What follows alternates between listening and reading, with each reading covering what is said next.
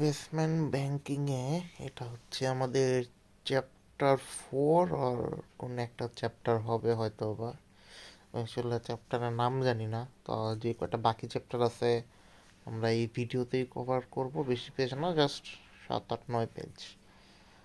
তো merchant bank কি সেটা আমরা তো জানি, মার্চেন্ট ব্যাংককেই ইউকেতে ইনভেস্টমেন্ট ব্যাংক বলা হয়, সো একই কাজ।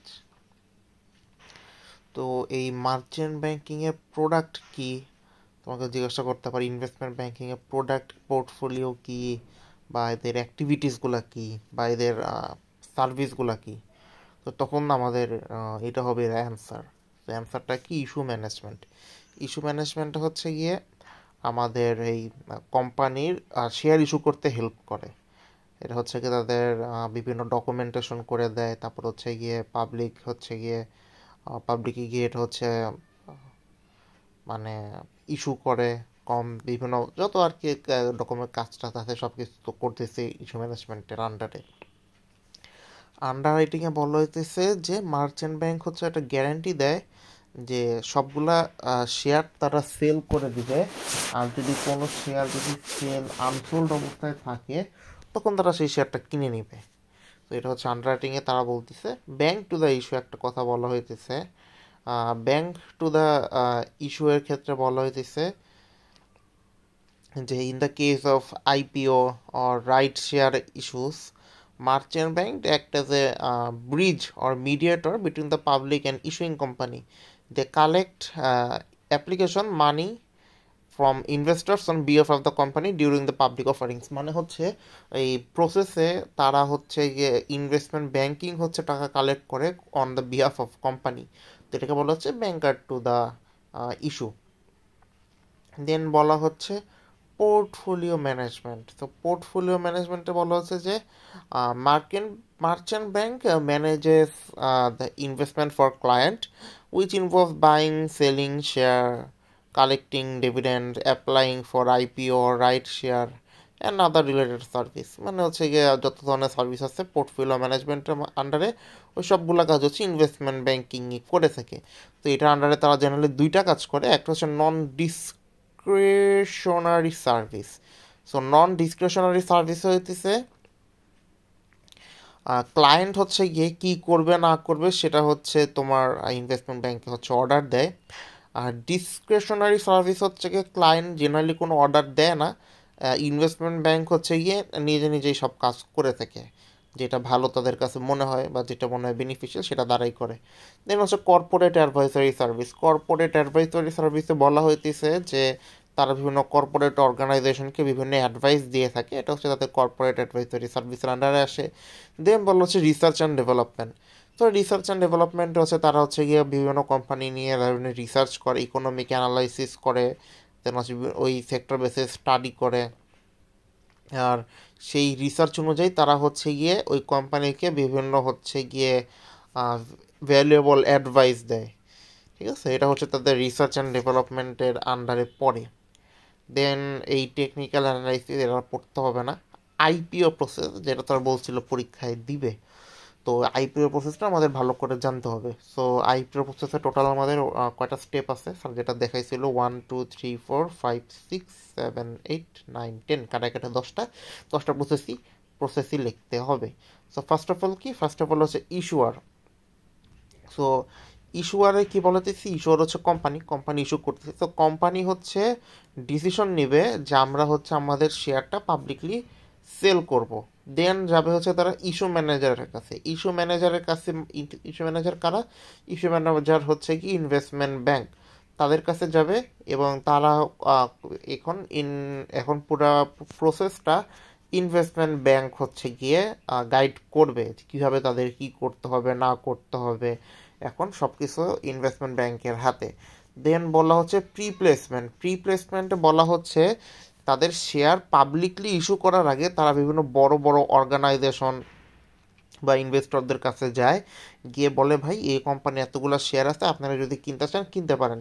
তো যদি বিক্রি হয়ে যায় তাহলে তো হয়ে গেল, আর যদি না হয় তাহলে তারা পরের স্টেপে যায়। পরের স্টেপটা কি? ড্রাফট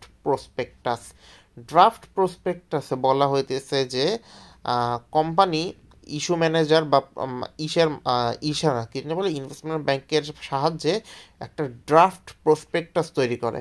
এই প্রসপেক্টাস বা পোস্টারও বলতে পারো, এই পোস্টারে হইতেছে সকল ডিটেইলড ইনফরমেশন থেকে কোম্পানির ব্যাপারে, যেরকম কোম্পানির ফাইন্যান্সিয়াল হেলথ, তাদের বিজনেস প্ল্যান, তারপর হচ্ছে তাদের রিস্ক, সব কিছু ওই পোস্টার বা প্রসপেক্টাসে থাকে। দেন তারা এটা নিয়ে যায় সিকিউরিটি এক্সচেঞ্জ কমিশনের কাছে। এখন সিকিউরিটি এক্সচেঞ্জ কমিশন এটা সব কিছু চেক টেক করে যদি এটা অ্যাপ্রুভ করে, তাহলে তো হয়ে গেল, তারা হচ্ছে security exchange commission registered company হয়ে গেল। সো এরপরে হয়ে গেলে তারা হচ্ছে এই প্রসপেক্টাসটা বিভিন্ন জায়গায় বিলি করে, জাস্ট লাইক হচ্ছে আমাদের ভার্সিটির বাইরে যেরকম করে বিলি করে না বিভিন্ন সময় বিভিন্ন মানুষ পোস্টার, ওরকম করে তারা হচ্ছে গিয়ে ওই ডিএসি সিএসি এগুলার বাইরে হচ্ছে প্রসপেক্টাসগুলোকে হইতেছে ডিস্ট্রিবিউট করে, মানুষের হাতে হাতে ঢোকার সময় দিয়ে দেয়, বের হওয়ার সময় দিয়ে দেয়, তারপর হচ্ছে ভিতরে দেয় যাতে সবাই যারা ভিতরে যায় তাদের সবাইকে যাতে ওগুলো দেয়। তো এরকম আর কি প্রসপেক্টাসই হবে, তারা ডিস্ট্রিবিউশন করে। দেন স্টক এক্সচেঞ্জের কাছে এখানে ডিএসসি বা সিএসসি, তো ডিএসসি আর সিএসসি এখানে হতেছে যেহেতু এনলিস্টেড হয়ে গেছে, এখন হচ্ছে ওটা সেল করার জন্য সবার সামনে আসবে যে আপনারা মানে এখন মানুষ চাইলে ওইগুলা শেয়ারগুলো কিনতে পারবে। দেন এই যে চলে আসলো এই স্টেপে, যে এখন হতেছে গিয়ে ওদের ওয়েবসাইটে দেখাইতেছে যে নতুন একটা কোম্পানি আসছে। সো যেহেতু সে মানে মানুষজন এখন কিনবে, তো মানুষজন কেনার জন্য কি করবে, ওই অ্যাপ্লিকেশন দিবে, এখন হচ্ছে টাকা দিবে। সো মনে করো ওই যে ইস্যু করছিল 100 কোটি টাকার জন্য, বাট অ্যাপ্লিকেশন টাকা আসছে হচ্ছে 120 কোটি টাকা। তো তারা হচ্ছে বিভিন্ন অ্যাপ্লিকেশন কালেক্ট করবে, সর্টিং করবে, বাদ দিবে, 100 কোটি টাকার টাকা তারা কালেক্ট করে বাকি 20 কোটি টাকা হচ্ছে মানুষদের যারা আছে তাদেরকে ফেরত দিয়ে দিবে। দেন আসতেছে অ্যালোকেশন। অ্যালোকেশন হইতেছে কি এখন হইতেছে কি যাদের কাছ থেকে টাকা নিচ্ছে তাদেরকে হচ্ছে কোম্পানির শেয়ার বুঝাই দিবে, এটাকে বলা হচ্ছে অ্যালোকেশন। অ্যান্ড ফাইনাল স্টেপে বলা হইতেছে once the shares are allocated any excess application money is refunded to investors. তো এখানে বলা হইতেছে যে তোমার যে এক্সেস টাকাটা ছিল, মানে 100 কোটি টাকা ছিল, কিন্তু অ্যাপ্লিকেশন আসছে 120 কোটি টাকা, সেটা হচ্ছে এই ফাইনাল স্টেপে আর কি সব মানুষদেরকে দিয়ে দেওয়া হয়। এইভাবে হচ্ছে গিয়ে পুরো প্রসেসটা আমাদের আইপিও প্রসেসের পুরাটা আর কি কমপ্লিট হইতেছে। এটাও পড়তে হবে না, banker to the issue process. আচ্ছা, তো কর্পোরেট অ্যাডভাইজরি সার্ভিস, তোমাকে এরকম কোশ্চেন আসতে পারে যে ইনভেস্টমেন্ট ব্যাংক বা আহ, কি বলো এটা মার্চেন্ট ব্যাংক হচ্ছে কি কি অ্যাডভাইস দিয়ে থাকে, বা কি কি কর্পোরেট অ্যাডভাইজরি সার্ভিস দিয়ে থাকে। তো এরকম যদি কোয়েশ্চেন থাকে তাহলে তারা যেই যেই সার্ভিসগুলো দেয় বা যেই যেই অ্যাডভাইসগুলো জেনারেলি দেয়, সেটা হচ্ছে first of all merger and acquisition, অন্যান্য কোম্পানির সাথে মার্জ হয়ে যাওয়া বা তাদেরকে অ্যাকোয়ার করে নেওয়া। দেন হচ্ছে রিস্ট্রাকচারিং এর অ্যাডভাইস দেয়। রিস্ট্রাকচারিং এর অ্যাডভাইস মানে হচ্ছে কোম্পানিটা হয়তো বা প্রাইভেট লিমিটেড কোম্পানি, তাকে বলে আপনি পাবলিক লিমিটেড কোম্পানি হয়ে যান, বা পাবলিক লিমিটেড কোম্পানিকে বলে আপনি প্রাইভেট লিমিটেড কোম্পানি হয়ে যান। তারপর হচ্ছে ফাইন্যান্সিয়াল কনসালটেন্সি। ফাইন্যান্সিয়াল কনসালটেন্সি যে তারা বলতে পারে যে আপনি এটাকে ইকুইটি ফাইন্যান্সিং করবেন নাকি ডেট ফাইন্যান্সিং করবেন, এরকম তারা বিভিন্ন কনসালটেন্সি বা বিভিন্ন অ্যাডভাইস দিয়ে থাকে। দেন হচ্ছে সিন্ডিকেট ফাইন্যান্স। অ্যান্ড সিন্ডিকেট ফাইন্যান্সটা কখন, ধরো একটা প্রাইভেট কোম্পানি জাস্ট লাইক ধরো বাংলাদেশ বিমান। বাংলাদেশ বিমান তো তোমার পাবলিকলি শেয়ার বিক্রি করবে না, কিন্তু তাদের এত টাকা, তাদের টাকা দরকার ফাইন্যান্সিং করার জন্য, প্লেন আনবে ধরো 20,000 কোটি টাকা। 20,000 কোটি টাকা হচ্ছে তারা শেয়ারের মাধ্যমে করতে পারবে না, ব্যাংকও হইতেছে 20,000 কোটি টাকা দিবে না।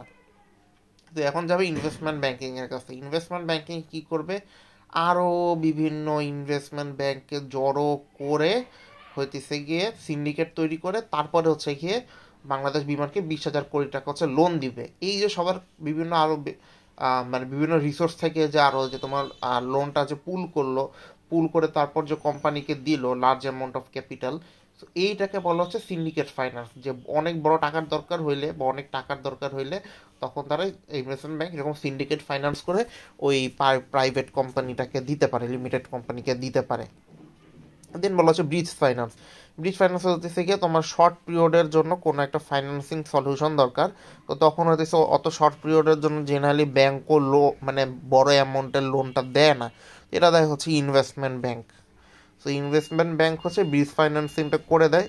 তারপর হচ্ছে ফান্ড রেজিং হইতেছে তাদের ওই যে তোমার ধরো শেয়ার টেয়ার ইস্যু করে ওই কোম্পানির জন্য ফান্ড তারা রেজ করে দেয়। তো এইগুলো হচ্ছে তাদের কর্পোরেট অ্যাডভাইজারি সার্ভিস বা হচ্ছে গিয়ে তারা যেই অ্যাডভাইসগুলো দেয় বা সার্ভিসগুলো দেয় সেগুলা।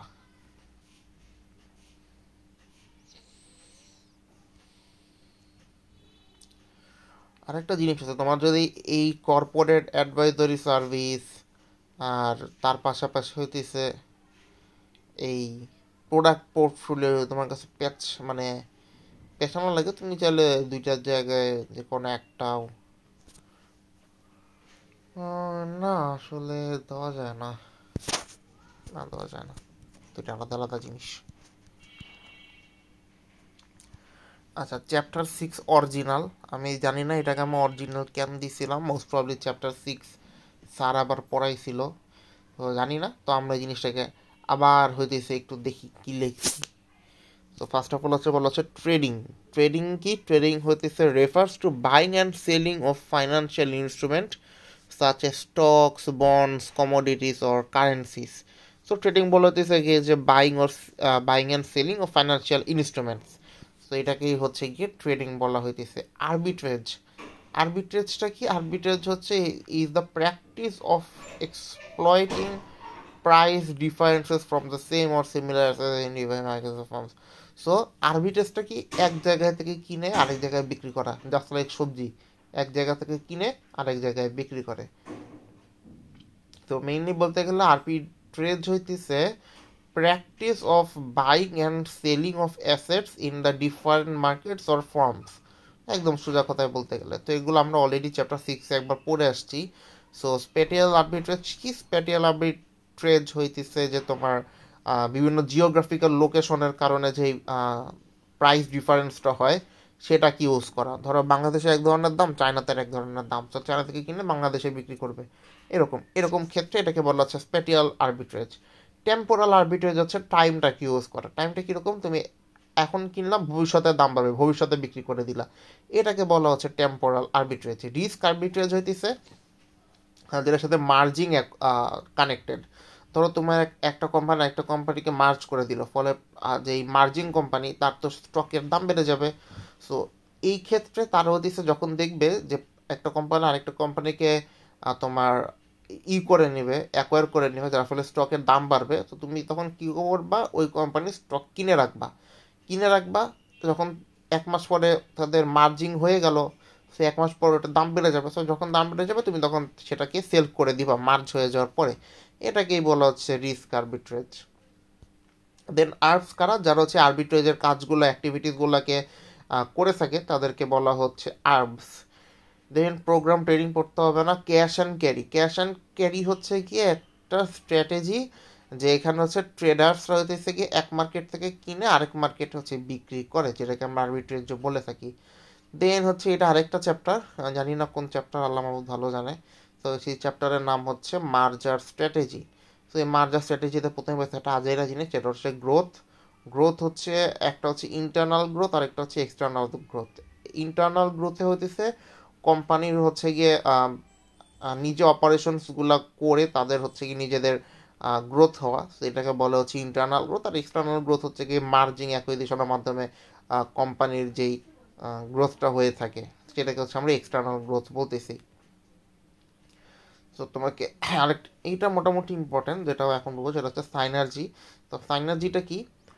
সাইনার্জি মানে হচ্ছে যখন দুইটা ওর মোর এলিমেন্টস এক হয়ে 2 2 এ 4-এর জায়গায় 5 হয়, এই ধরনের সিনারিওকে আমরা বলতেছি সাইনার্জি। যখন দুইটা কোম্পানি বা দুইটা ডিপার্টমেন্ট একসাথে হয়ে কম্বাইন ইফেক্টটা হচ্ছে গিয়ে তাদের ইন্ডিভিজুয়াল ইফেক্ট থেকে বেশি হয়, তখন সেটাকে সাইনার্জি বলে। ধরো একটা কোম্পানির রেভিনিউ হইতেছিল 10 কোটি, আরেকটা কোম্পানির রেভিনিউ হইতেছিল 5 কোটি, কিন্তু দুইজন একসাথে হয়ে যাওয়ার পর তাদের কম্বাইন ইফেক্ট 15 কোটি টাকা হওয়ার জায়গায় তাদের রেভিনিউ হইতেছে 20 কোটি টাকা। এই ধরনের ক্ষেত্রে এটাকে আমরা বলবো সাইনার্জি। তো সাইনার্জি সাধারণত 2 ধরনের হয়ে থাকে, একটা হচ্ছে রেভিনিউ ইনহ্যান্সিং অপারেশন সাইনার্জি বা রেভিনিউ ইনহ্যান্সিং সাইনার্জি লিখে দিও, আরেকটা হচ্ছে কস্ট রিডিউসিং অপারেটিং দেওয়াই লাগবে। আচ্ছা, এটা দিলাম না, কী হবে, কস্ট রিডিউসিং সাইনার্জি। তো এই ভিতরের এই পয়েন্টগুলো পড়তে হবে না বা লিখতে হবে না। সো রেভিনিউ ইনহ্যান্সিং সাইনার্জি কি, যখন এইটার কারণে দুই একসাথে হয়ে যাওয়ার কারণে যখন হচ্ছে কি তাদের রেভিনিউ বাড়ে। আর কোস্ট রিডিউসিং অপারেটিং সাইনার্জি হইতেছে যখন দুইটা কোম্পানি একসাথে অপারেট করার পরে তাদের হচ্ছে কোস্ট রিডিউস হয়ে যায়। খুবই ইজি জিনিস, এই ভিতরের জিনিসগুলো লেখারও দরকার নেই, পড়ারও দরকার নেই। দেন ডাইভার্সিফিকেশন হইতেছে যখন একটা কোম্পানি তার নিজের ইন্ডাস্ট্রির বাইরে গিয়ে নতুন আরেকটা বিজনেস দেয়। যেরকম ধরে একটা কোম্পানি হচ্ছে প্লাস্টিক ইন্ডাস্ট্রি, প্লাস্টিক ইন্ডাস্ট্রির সাথে তো মনে করো তোমার ওষুধের ইন্ডাস্ট্রি যায় না, সো তারা কি করলো, ওষুধ ইন্ডাস্ট্রিতে ঢুকে গেল, এটাকে বলা হচ্ছে ডাইভার্সিফিকেশন। দেন বলা হচ্ছে হরাইজন্টাল ইন্টিগ্রেশন কি, যখন একটা কোম্পানি সেম লেভেলের আরেকটা কোম্পানিকে অ্যাকোয়ার করে তখন সেটাকে আমরা বলি হরাইজন্টাল ইন্টিগ্রেশন। আর ভার্টিক্যাল ইন্টিগ্রেশন হইতেছে যখন হইতেছে একটা কোম্পানি তাদের অপারেশনকে আইদার ব্যাকওয়ার্ড মানে সাপ্লাই চেনের দিকে নিয়ে যায়, অথবা ফরওয়ার্ড যেটা ডিস্ট্রিবিউশন তাদের চেইন আছে সেইখানে নিয়ে যায়, সেটাকে হচ্ছে ভার্টিক্যাল ইন্টিগ্রেশন বলে। এই দুইটার সংজ্ঞার মধ্যে আমার অনেক পার্থক্য লাগছে, বাট স্যারের স্লাইডে এরকমই দেওয়া যে এখানে তোমার সাপ্লাই চেনের সাথে কানেকশনটা কেন হয়েছে আমি জানি না। একদিকে আহ, এরকম হওয়ার কথা ছিল যে হরাইজন্টাল সেম লেভেলের কোম্পানির সাথে মার্জ অ্যাকোয়ার হওয়া, আর ভার্টিক্যাল হওয়ার কথা ছিল যে তার কোম্পানি থেকে ভালো কোনো কোম্পানির সাথে মার্জ হয়ে যাওয়া। বাট ভার্টিক্যাল ইন্টিগ্রেশনে বলা হইতেছে যখন একটা কোম্পানি তার অপারেশন তার সাপ্লাই চেনের দিকে নিয়ে যায় যেখানে হচ্ছে র মেটেরিয়াল ইন্টার করে, অথবা ফরওয়ার্ড যেখানে হচ্ছে একদম লাস্টে তারা কী করে সেল করে, সেলটা কি ডিস্ট্রিবিউশন চেইন, সো সেই ফরওয়ার্ডে নিয়ে যায়, মানে কোনো একটা বেটার করে আর কি বলতে পারো। এক কথায় বলতে গেলে হয়তো তাদের র মেটেরিয়াল ইনহ্যান্স করলো যাতে করে তাদের খরচ কমে যাবে, অথবা হইতেছে কি তাদের ওই ডিস্ট্রিবিউশন চ্যানেল বা সেলিংটাকে বেটার করলো যাতে করে তাদের রেভিনিউ বেড়ে যাবে। তো এইখানে হইতেছে তোমার motives for vertical integration can করা হয় সেটার পিছনের কিছু মোটিভ দেওয়া হয়েছে। একটা হইতেছে বলা হচ্ছে to assure a dependable source of supply. So বলা হইতেছে যাতে হইতেছে গিয়ে আমরা একটা স্টেডি অ্যান্ড রিলায়েবল র মেটেরিয়ালের ইনপুট পাই, সেই জন্য আমরা ভার্টিক্যাল ইন্টিগ্রেশন করে থাকি, যে যাতে আমরা একটা ভালো জায়গা থেকে র মেটেরিয়াল পাইতে পারি কম কম খরচে বলতে পারো, রিস্ক কম থাকবে এরকম। টু মেনটেন কোয়ালিটি, যাতে করে আমরা প্রোডাকশন অ্যান্ড ডিস্ট্রিবিউশন প্রসেসকে ইনহ্যান্স করার কারণে আমরা হচ্ছে গিয়ে কোম্পানির প্রোডাক্টের কোয়ালিটি বেটার করতে পারি। To avoid uncertainty in the supply of input, তো এইটা করার ফলে হচ্ছে গিয়ে আমরা ওই এক্সটার্নাল সোর্সের উপরে ডিপেন্ডিং, মানে ধরো কোনো একটা একটা কি বলে ভেন্ডর আমাকে র মেটেরিয়াল ইনপুট দিচ্ছে, সো এখানে হইতেছে কি তাদের উপর আমরা ডিপেন্ডেন্ট, তার র মেটেরিয়ালের উপর আমি ডিপেন্ডেন্ট।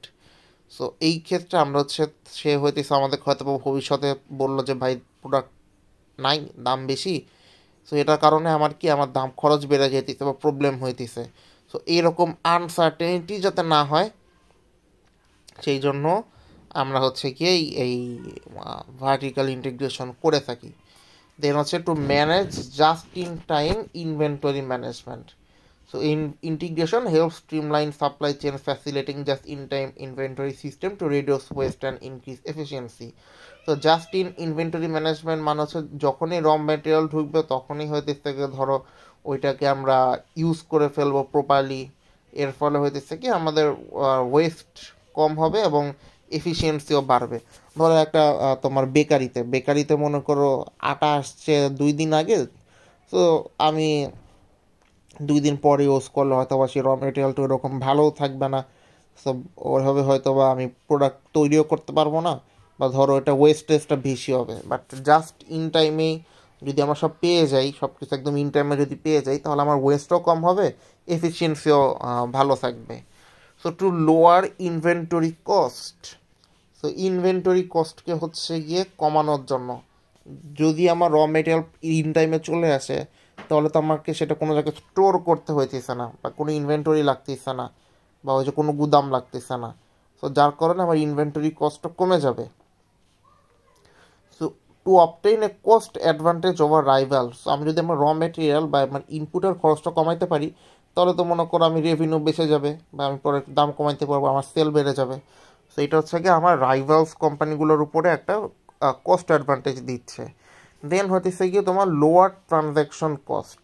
তো লোয়ার ট্রানজ্যাকশন কস্টে বলা হইতেছে যে আমার যেহেতু এখন ওই র মেটেরিয়ালের খরচ কমে যাইতেছে, তো আমি হইতেছে গিয়ে এখন অন্যান্য যে খরচগুলো আছে সেগুলোও সেম থাকলেও যেহেতু ওইটা কমে যাইতেছে, তো আমার হইতেছে কি ট্রানজ্যাকশন কস্ট আর কি কমে যাইতেছে।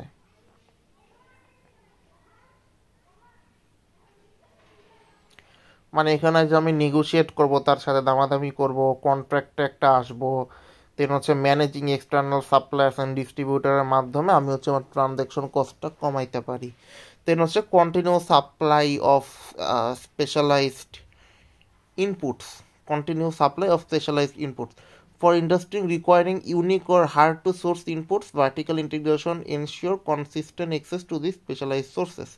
সো ভার্টিক্যাল ইন্টিগ্রেশনের ফলে আমরা হতেছে গিয়ে ধরো যে ম্যাটেরিয়ালগুলো সহজে পাওয়া যায় না, সেই ম্যাটেরিয়ালগুলো আমরা সহজে পাইতে পারি, যার কারণে আমার প্রোডাকশন একটা কনসিস্টেন্ট অবস্থায় থাকে।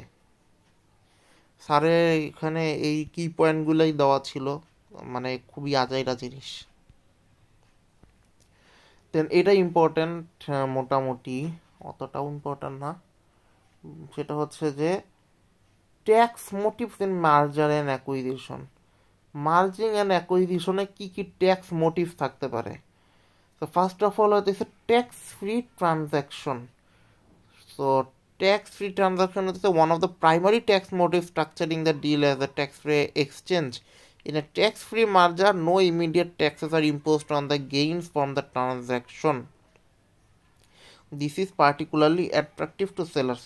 তো অনেক দেশে কি হয়, মার্জ করে নেওয়ার পরে 1 বছর হইতেছে, 2 বছর হইতেছে, তাদেরকে আর কোনো ট্যাক্স দিতে হয় না তাদের রেভিনিউর উপরে। সো এই কারণে কোম্পানি, বড় কোম্পানিগুলো কি করে দেখা যায়, ছোট কোম্পানিগুলোকে বা ছোট ছোট ইন্ডাস্ট্রিগুলোকে অ্যাকোয়ার করে না, যাতে করে তাদেরকে ট্যাক্স না দিতে হয়। দেন হচ্ছে sellers requirement. Sellers often demand tax-free status as a condition for approving the sale of their company. A failure to meet this requirement could derail negotiations and prevent the completion of the deal. তো seller ধরো হইতেছে গিয়ে তোমার কোন একটা industry, so তাদের requirement থাকতে পারে কি যে তাদের যে ইটা আছে সেল অফ দেয়ার কোম্পানি, তারা যে কোম্পানিটাকে সেল করবে, সো এইখানে হতেছে তাদের বললো যে আমি হতেছে এইখানে যে ইটা পাবো, ট্যাক্সটা পাবো, তো এই টাকাটা পাবো, এটা হচ্ছে ট্যাক্স ফ্রি থাকতে হবে। ট্যাক্স ফ্রি না হলে আমি হচ্ছে এটা সেল করব না বা আমি ট্যাক্স দিব না। সো এই রিকোয়ারমেন্টটা হইতেছে গিয়ে মিট করতে হইতে পারে, যে তাদেরকে হইতেছে ট্যাক্স ফ্রি স্ট্যাটাস থাকতে হবে, এতে করে তাদেরকে ট্যাক্স না দেওয়া লাগে। দেন বলা হচ্ছে বার্গেনিং পাওয়ার। সো যখন তাদের কোম্পানির উপরে ধরো একটা কোম্পানি অনেক বছর ধরে লস আছে, তো লস থাকার কারণে কি লস আমরা ক্যারি ফরওয়ার্ড করতে পারতেছি। যে কোম্পানি হইতেছে গিয়ে সে অ্যাকোয়ার করবে, তারা তো লসটা ক্যারি ফরওয়ার্ড করবে। সো তারা বলবে যে ভাই দেখেন আমার আমার এই লস ক্যারি ফরওয়ার্ডের কারণে তো আপনি অনেক টাকা হচ্ছে গিয়ে পাবেন, লাভ পাবেন। সো আমাকে হইতেছে গিয়ে আমাকে এতগুলা টাকা দিতে হবে, আপনি এখান থেকে হয়তো বা 2.5 কোটি টাকা লাভ করতে পারবেন, তো আমাকে হইতেছে গিয়ে 2 কোটি টাকা দেন বা 1.5 কোটি টাকা দেন। সো সে হইতেছে গিয়ে একটা বার্গেনিং পাওয়ার পেয়ে যাবে এই ট্যাক্সের এই ইসের কারণে। দেন বলা হচ্ছে tax savings for buyers. Buyers may also seek tax advantage such as carry forward net operating losses. So buyers যারা, মানে যে যে কোম্পানিগুলো মার্চ করবে, তারা হইতেছে এই ধরনের কোম্পানিগুলোকে খুঁজতে থাকে যেসব কোম্পানির ক্ষেত্রে ক্যারিং ফরওয়ার্ডের সুবিধাটা আছে। দেন বলা হচ্ছে ডেপ্রিসিয়েশন বেনিফিট।